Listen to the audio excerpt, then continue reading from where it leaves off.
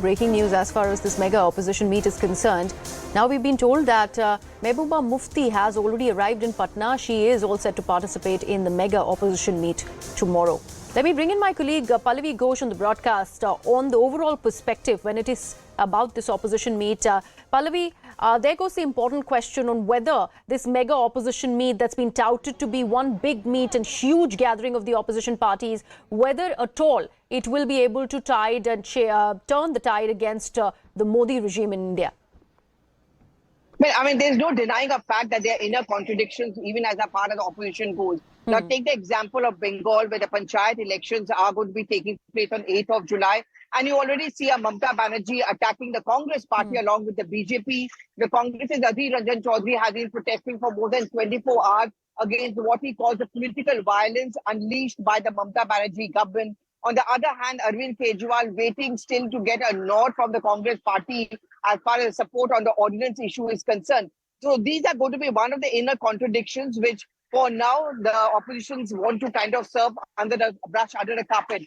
But apart from that, if you look down south, key players like KCR, YSR, Jagan Mohan Reddy's party are of course going to be missing. Naveen Patnaik, of course, has never been a part of all this. And as you were pointing out, Jitendra Majhi, just on the threshold of the opposition unity meeting, has also left that alliance with both the RJD plus the JDU. So there are those inner contradictions, but for now, they believe in the mantra of ignorance is bliss, turn a blind eye. We are kind of a Dhritarashtra and to ignore the contradictions within the opposition spectrum, because what they say is that our main purpose is to defeat the BJP in 2024.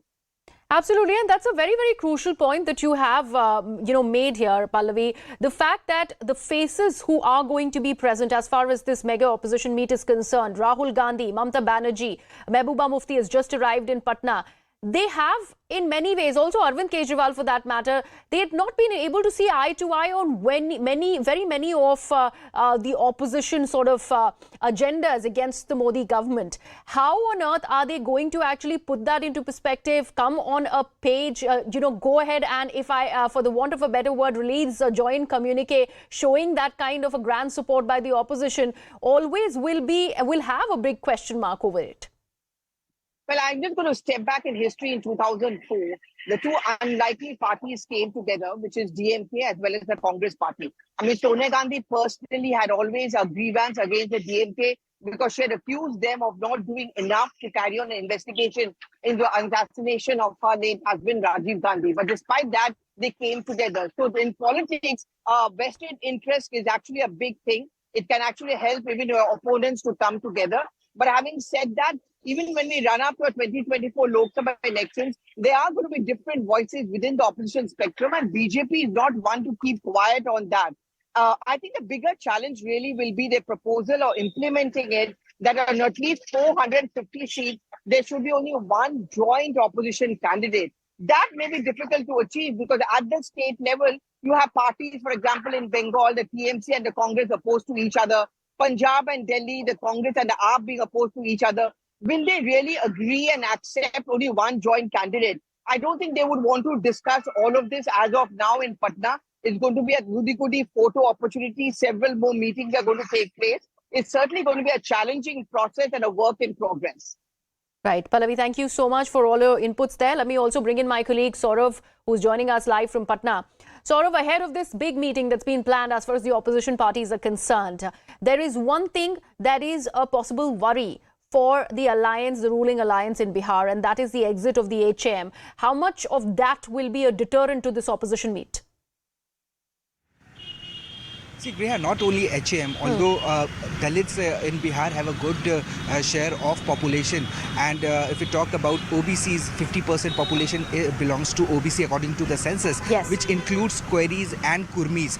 Now 11% Queries and Kurmis are there in Bihar, and we have seen in the recent past, Griha, when Upendra Kushwaha and RCP Singh both belongs to Query and Kushwaha community, they both have supported, and even RCP Singh has joined BJP, and Upendra Kushwaha has formed a new party, RLJD, which is going to support maybe in coming future to the NDA, and it will ally with the NDA. Now, yesterday or day before yesterday, the Hindustan Awam Morcha led by Jitan Ram Manji has extended his support to the NDA. So if we talk about the caste decoding, now the Queries, Kushwahas and the Dalit votes are going to support the NDA, and on the other hand the BJP is also trying to woo Muslim voters. Around 16% are Muslim votes, 17% are Muslim voters in Bihar. So they are also eyeing the Pasmanda votes in Bihar. So if we talk about the preparations for 2024 as well as 2025 elections in Bihar, the BJP is trying trying to woo all the voters, all voters from all the communities, including OBCs, Muslims and Dalits as well.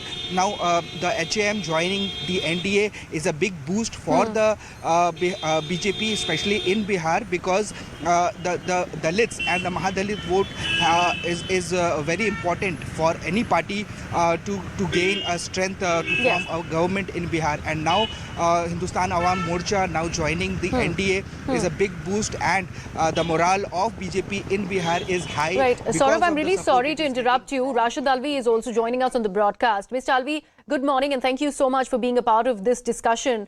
The fact that this is a huge and in fact a mega opposition meet, that's how it has been touted by various opposition parties who are all set to be meeting and gathering there in Patna.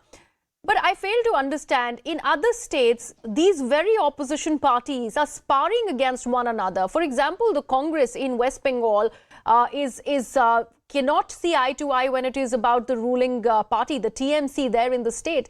How do you think there is going to be any agreement possible? No, there is no problem at all.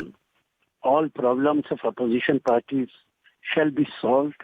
It is very important. It is in the interest of the country to bring together all opposition parties. It is not the question of power. It is not the question who will form the government. Important question is to save the government, to save the constitution of this country, to save the parliament.